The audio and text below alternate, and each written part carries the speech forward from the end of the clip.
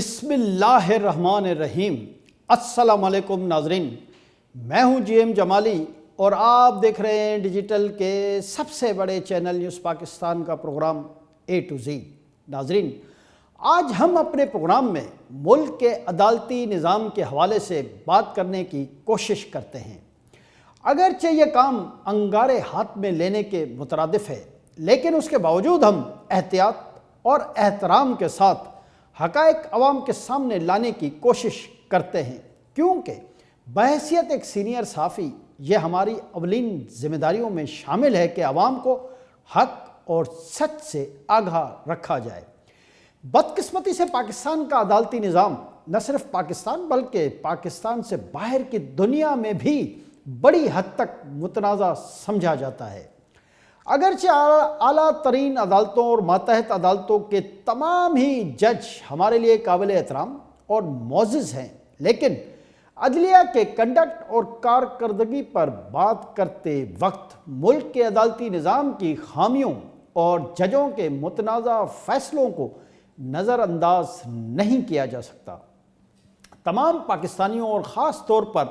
ملک کے عدالتی نظام سے وابستہ افراد کے لیے یہ نہایت افسوسناک بلکہ شاید تشویشناک بات ہے کہ پاکستان کے عدالتی نظام کو دنیا کے مہذب ملکوں میں بہت زیادہ احترام کی نظروں سے نہیں دیکھا جاتا۔ پاکستان کا عدالتی نظام پاکستان کی تخلیق کے ابتدائی برسوں میں ہی متنازع ہو گیا تھا، اور اعلیٰ عدالتوں کے ججوں نے اپنے فیصلوں میں عدل کے مذہبی و عالمی معیارات کے بجائے نظریہ ضرورت کو اپنانا شروع کر دیا تھا، جس کی وجہ سے ملک کے عوام کا پاکستان کے عدالتی نظام پر اعتماد کم سے کم ہوتا چلا گیا،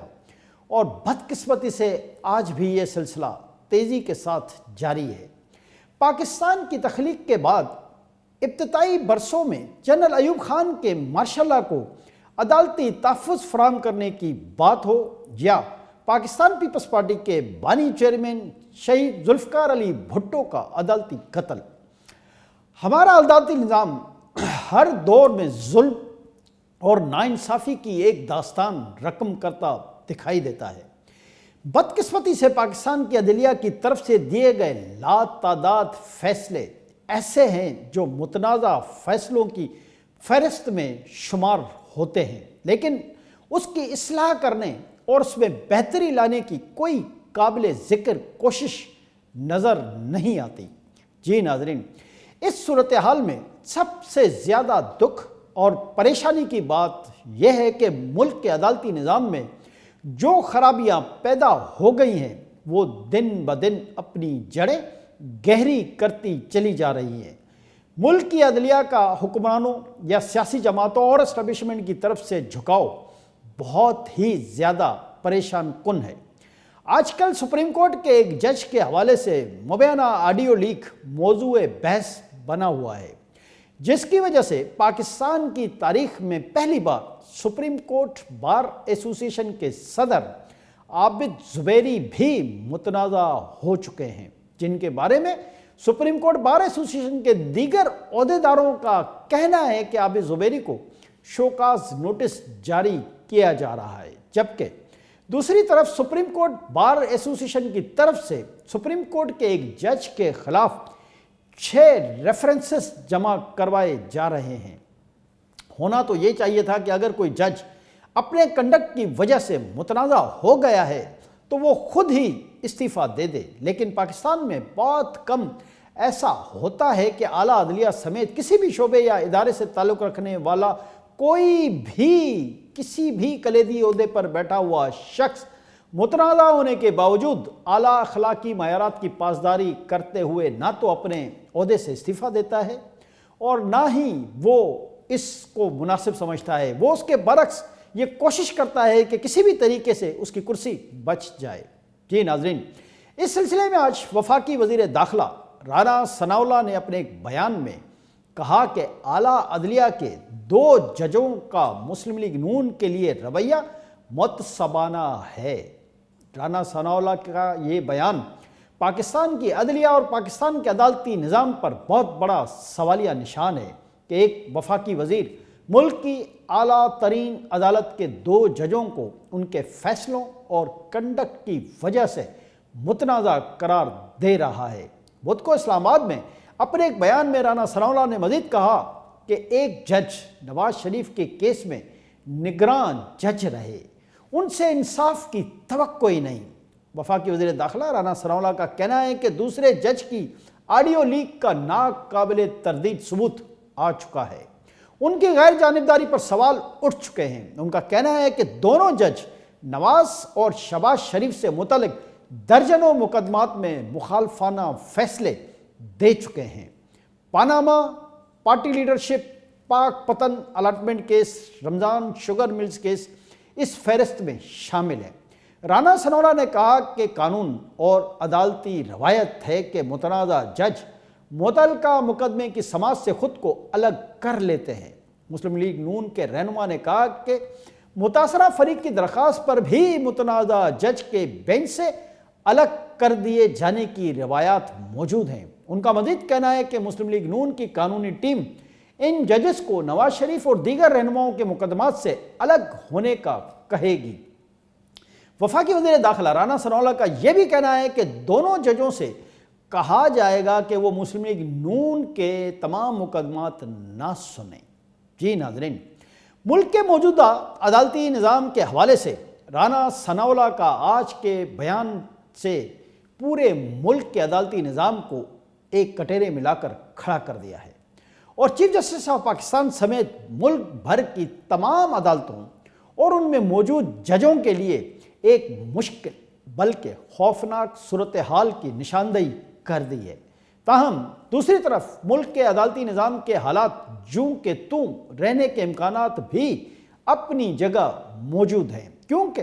موجودہ نظام کو تحفظ فراہم کرنے والوں کے پاس اتنی دلیلیں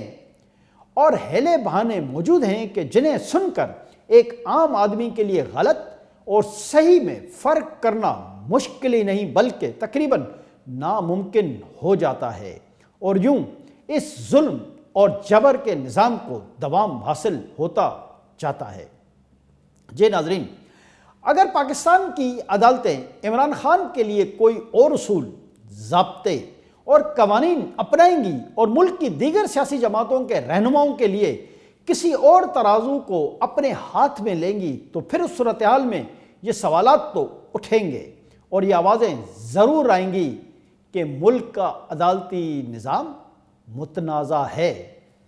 اس وقت شاہد خاقان عباسی کے ساتھ جو کچھ ہوا اور عمران خان کے کیس میں جس طرح ریلیف دیا گیا، یہ سب آپ کے سامنے ہیں۔ جی ناظرین، آپ کو یاد ہوگا کہ پاکستان میں جنرل مشرف کے دور حکومت میں عدلیہ بحالی تحریک بھی چلائی گئی، جس میں ملک کے تمام وکلا تنظیموں سمیت پاکستان کی تمام جمہوریت پسند سیاسی جماعتوں اور سول سوسائٹی نے اپنا حصہ ڈالا تھا اور تحریک کو کامیابی سے ہمکنار کیا تھا۔ لیکن اس تحریک کے نتیجے میں جسٹس افتخار چودھری یعنی چیف جسٹس آف پاکستان کے عہدے پر بحال ہو گئے۔ تاہم اپنی کرسی پر بیٹھتے ہی انہوں نے جس طرح آئین و قانون کی پامالی کی اور اپنے ذاتی مفادات کی خاطر اپنی پوزیشن اور اختیارات کا استعمال کیا، وہ پاکستان کی عدالتی تاریخ کا ایک سیاہ باب ہے، بلکہ اس کی پاکستان کے عدالتی نظام کی تاریخ میں مثال تک نہیں ملتی۔ جسٹس افتخار چودھری نے عدلیہ بحالی تحریک کو عدلیہ بے حالی تحریک میں تبدیل کر دیا اور تمام وکلا تنظیمیں، سیاسی جماعتیں اور سول سوسائٹی کو انتہائی مایوس کیا، بلکہ وہ بے بسی میں جسٹس افتخار چودھری کا منہ دیکھتے ہی رہ گئے مگر کچھ کر نہ سکے۔ جسٹس افتخار چودھری نے اپنے دور میں عدالتی نظام کو بہتر بنانے کے بجائے ملک کی حکومت اور انتظامی نظام کو کنٹرول کرنے کی کوشش کی، بلکہ اگر یہ کہا جائے کہ انہوں نے ریاست کے اندر عدلیہ کی ایک الگ ریاست بنا لی تھی تو شاید غلط نہ ہوگا۔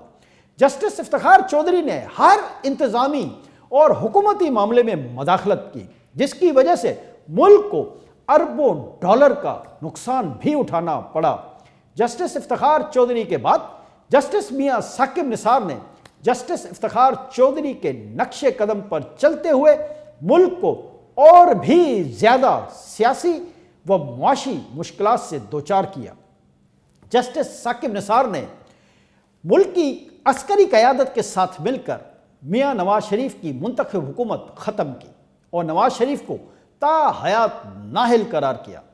تاکہ عمران خان کو وزیر اعظم بنایا جا سکے۔ اس سلسلے میں جسٹس ثاقب نثار کی یہ آڈیو لیک بھی تاریخ کا حصہ ہے اور بعد میں وہ عمران خان کو وزیر اعظم بنوانے کے لیے اپنے اس منصوبے میں کامیاب بھی ہوئے اور عمران خان کو سلیکٹ کر کے اس قوم پر مسلط کیا گیا۔ میاں ثاقب نثار کے دور میں بھی ملک کے اہم انتظامی امور عدالتوں کے ذریعے چلائے گئے، جبکہ ان کے بعد آنے والے ملک کے چیف جسٹس صاحبان نے بھی کم و بیش وہی رویہ اختیار کیا جو جسٹس ثاقب نثار نے کیا تھا۔ جی ناظرین، آج بھی پاکستان کے عدالتی نظام پر وہی سوالات اٹھ رہے ہیں جو جسٹس افتخار چودھری اور جسٹس ثاقب نثار کے دور میں اٹھائے گئے تھے۔ آج بھی عدالتی فیصلے تنازعات سے بھرے ہوئے ہیں جن میں واضح طور پر جانبداری یا ملک کے طاقتور حلقوں کی زور زبردستی محسوس